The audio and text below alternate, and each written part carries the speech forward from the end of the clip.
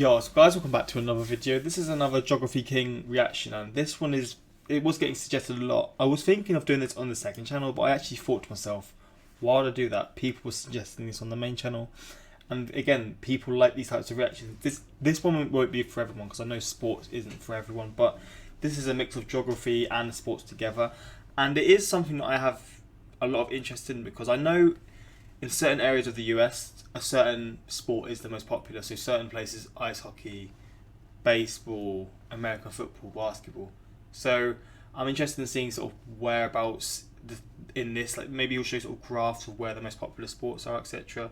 We'll see, but I'm not even going to ramble at this point. I want to get into this one because I am interested in seeing where around the US the favourite sports are and just things like that really. But let's just get into this one. Quick shout out to my Instagram and my Twitter. Links in the description. Same for my second YouTube channel. And yeah, I mean, my second channel is where most of my sports reactions are. So for those interested, you can watch there. But let's get into this one and let's see what this video is about, man.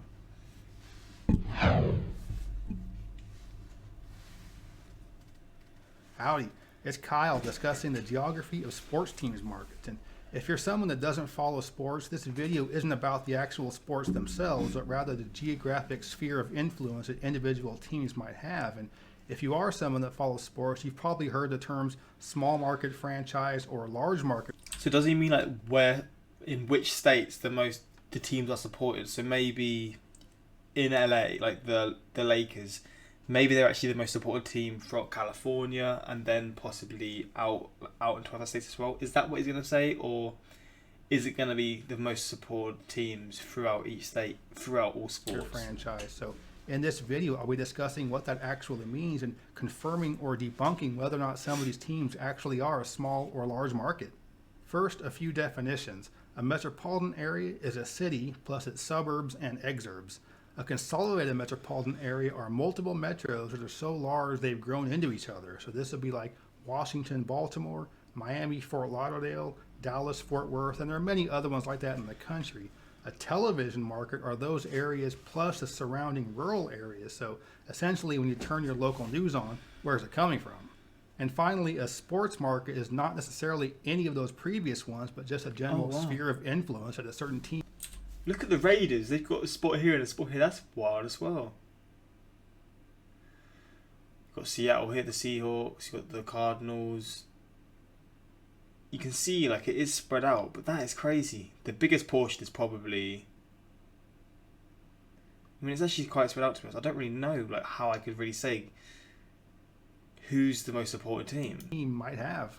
Like these ones are a lot smaller sort of sections, but I feel like the populations in these areas are a lot higher, and in these areas there's a lower population other than obviously California or the LA area, but it's a bigger sort of mass because obviously. And this is relevant because you don't have to be living within the metro area or the TV market to be contributing to that team.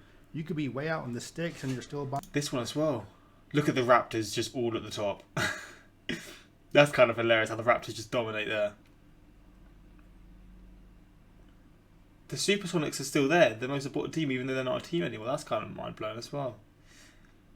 This one's a lot more varied, though, to be fair. Shirts. The Clippers are more supported than the Lakers in certain spots of LA. That's kind of surprising. I thought the Lakers would just dominate that area. Hats and jerseys, and you're still paying for that expensive TV package to watch all the games. So you're still contributing financially to that team, even though you don't live in the immediate area.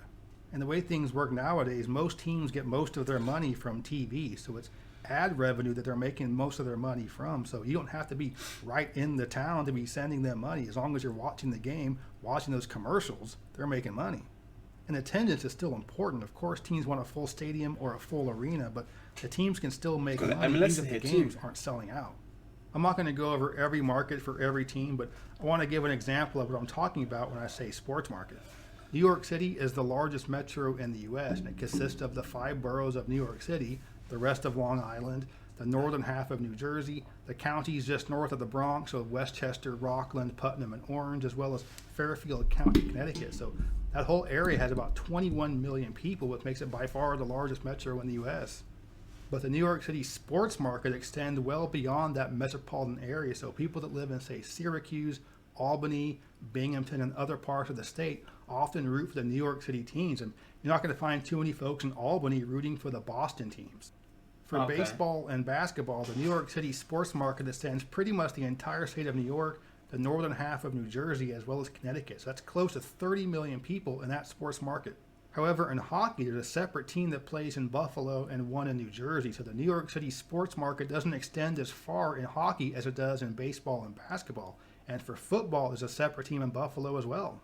Now, certainly the Buffalo area is not going to be anywhere near as large as the New York City area, but you're talking about the Buffalo, Niagara Falls metro area plus the Rochester area. So the whole western part of New York has about 3.5 million or so people, but also the southeastern portion of Ontario, Canada. But I'm not talking about Canada in this video, but some of those people that live on the Canadian side of the Buffalo area are going to be rooting for Buffalo sports teams. Okay. So obviously New York City is the largest metro and sports market in the country, but I wanted to use that just as an example because there are other ones that are a little more debatable.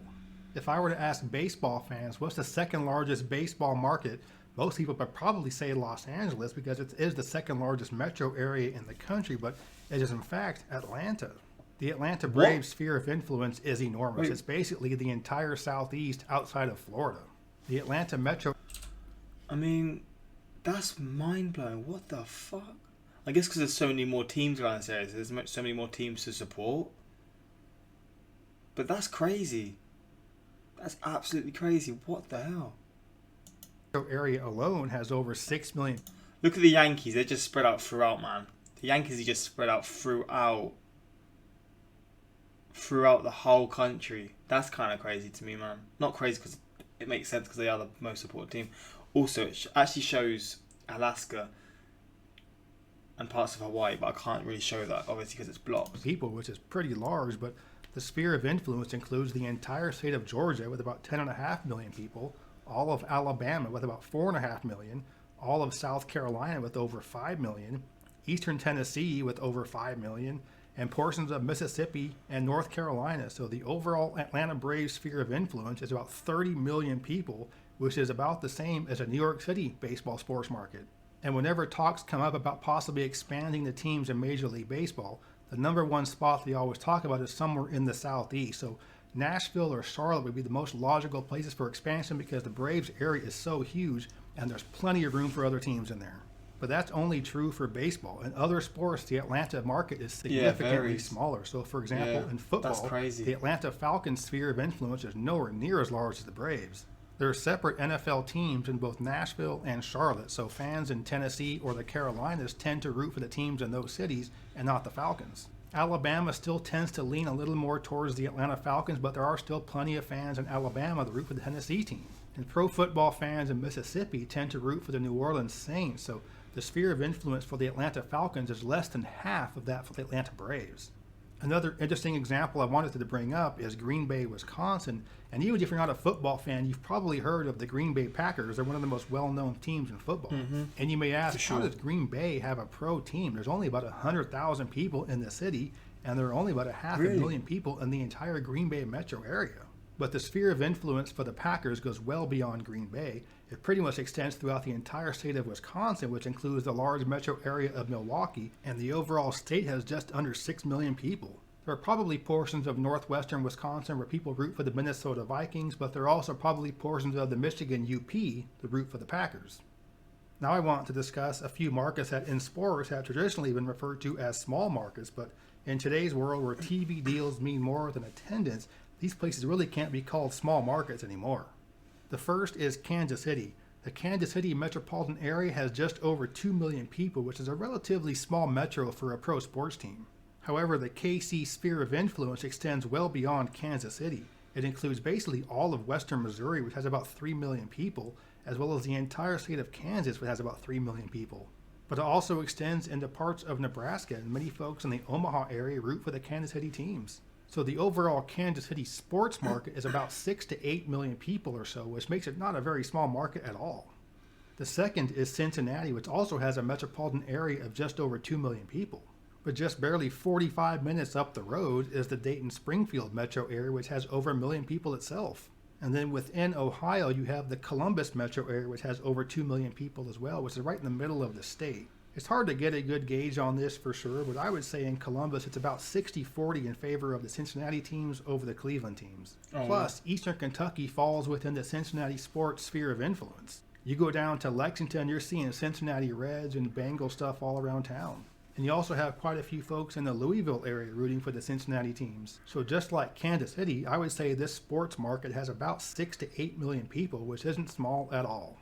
And the third one in this same group is Pittsburgh, which also has a metropolitan area of just over 2 million people. But pretty much all of western PA falls within the Pittsburgh sports sphere of influence. There's about 4 million people in the western part of the state. You also have plenty of Pittsburgh fans in the Youngstown, Ohio area, and pretty much...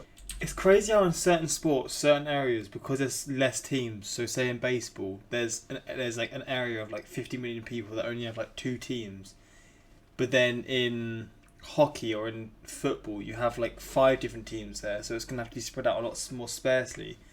It is crazy, and then another area will have the opposite effect, so they'll have more sort of teams from the NBA or teams in the NBA, but then they'll have less teams in the hockey leagues or whatever. It's kind of crazy how it depends on like what sport it is, where the people support the teams. It's also crazy that people from like areas maybe like 500 miles away, 1,000 miles away from the actual location still support that team because it's the closest team to them. But it goes to sort of show in that area that just the size of the US really, because 1,000 miles away to me is a whole country away or 2 countries away, but in the US that's somewhat nearby, or maybe not somewhat nearby, but it's relatively close if it's the closest team kind of thing. Maybe not 1,000, but you get what I'm trying to say. All of West Virginia pro sports fans root for the Pittsburgh teams. All of my in-laws are in West Virginia, and they're all Steelers and Penguins fans, so you're going to see Pittsburgh sports stuff all the way down to Charleston, West Virginia. So just like Kansas City and Cincinnati, Pittsburgh's sphere of influence is about 6 to 8 million people. So all 3 of these have about the same metro area size, and all 3 have about the same sphere of influence size, and makes all 3 of them not small markets. And I also want to make special note of Oakland, California, which for years has been playing the Little Sisters of the Poor card when it comes to the size of their market. I don't know who you're trying to fool, Oakland, but you're located within the very large San Francisco Bay Area. It's just that the Oakland A's are the less popular team within that region.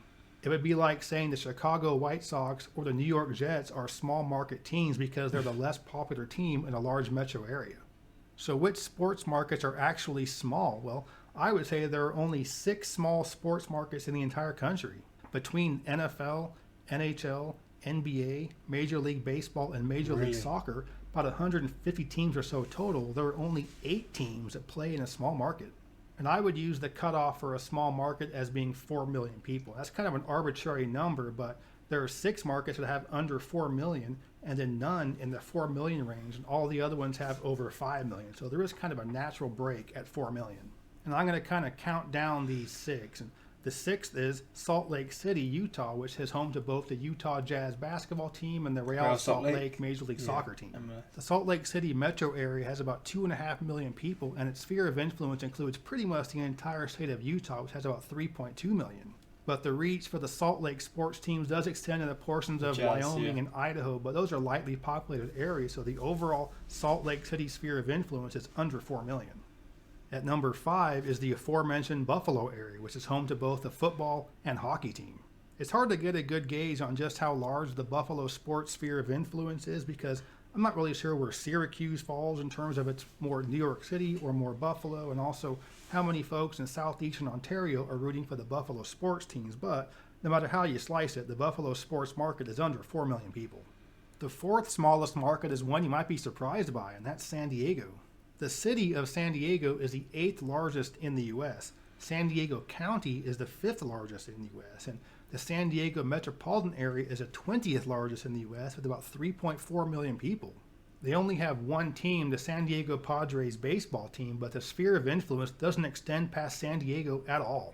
There are probably a handful of Padres fans in Orange County and probably a few baseball fans in Tijuana as well, but overall, the San Diego metropolitan area is pretty much the entire sports market, which is about 3.4 million. The 3rd smallest is Las Vegas. It is crazy how certain teams can sort of get out of just their sort of city or metropolitan area and they can reach other states or other areas. But then certain teams, it'll be a big city, but they just don't have the same influence around other sort of areas nearby, which is, it's a crazy thought, but I guess it is just sort of, maybe it's what the teams do for the community, or maybe they just don't feel an attachment for certain reasons. I don't really know why that would be the case. It's home to the Golden Knights hockey team and the Raiders football team, and yeah, there's a hockey team in Las Vegas. And even if you count the entire state of Nevada as part of the Vegas sphere of influence, there's only 3.1 million people. But because both of these Las Vegas teams are new, a lot of the fans in the Reno, Lake Tahoe area are actually rooting for Northern California sports teams. So it's actually probably under 3 million people for the Las Vegas sphere of influence. Oh, either way, mad. it's a pretty small market. The second smallest sports market in the U.S. is... It must be hard because when you support another team and then another team comes to your location, it's... When you support like a sports team, it's hard to just change. So I can't even imagine how a certain sort of fan of a certain team could then change just because another team comes to their location. Must be a hard thing to do. The Sacramento Kings for basketball. Even though the Sacramento metropolitan area has about 2.5 million people, its sphere of influence doesn't really extend much farther than that. There are some Kings fans in Stockton and Redding and other parts of the far north of California, as well as the Reno Lake Tahoe area, but overall this sports market is about 3 million people. And the smallest sports market in the country belongs to the Jacksonville Jaguars of the NFL. So that's why they never have fans, and that's why there was always conversations of them possibly coming to London.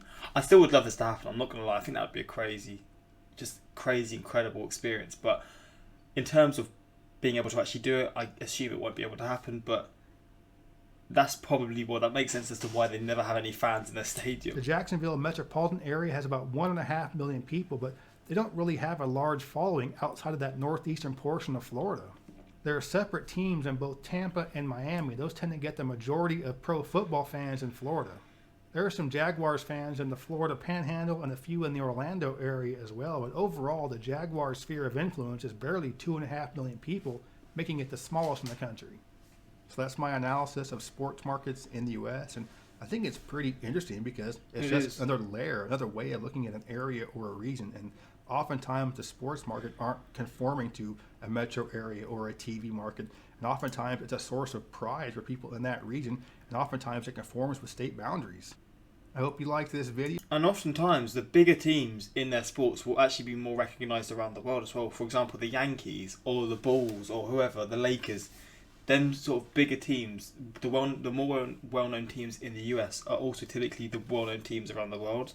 So they're more supported around Europe and Asia and all the continents. So it is interesting to see this, but yeah, the fact that certain sports in certain areas has a bigger support for a certain area, but then when it comes to another sport, there's more sort of franchises in that area, so the sort of support is spread out. It is crazy how that can happen.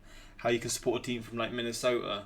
Actually, I'm going to think of a place where there's two cities nearby, where you can support a team from LA or San Diego or I can't think Las Vegas or whatever. Like maybe you'll support a team from Las Vegas because that's where your team's based, but then another sport you'll have to support a team in LA because that's the closest team to you. It's just crazy how that sort of works, but it is interesting. Love the Sport Geography Combo Part 2. I'd be down for that, man. You should be professing a university course. I'm a history, geography major, and I could listen to your lectures all day. Interestingly enough, Connecticut used to be its own hockey market. Canada has no NFL team, so the Buffalo Bills has well over 10 million pool with Southwest Ontario.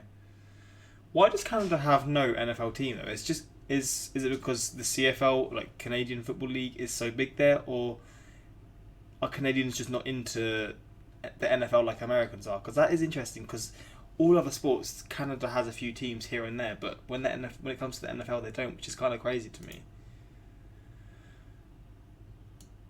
That is crazy. Jacksonville Jaguars actually have a big following in London, believe it or not, because they have many games. That is true, actually. That is a good point. I would love them to be relocated to London, man, and just changing it to the London Jaguars. That would be so sick. I love how Oakland don't even show up on the baseball map. Baseball is really the only sport where the sport market is a meaningful term. NHL is to include the map of Canada. Toronto Maple Leafs are huge in terms of diehard fans and, of course, money.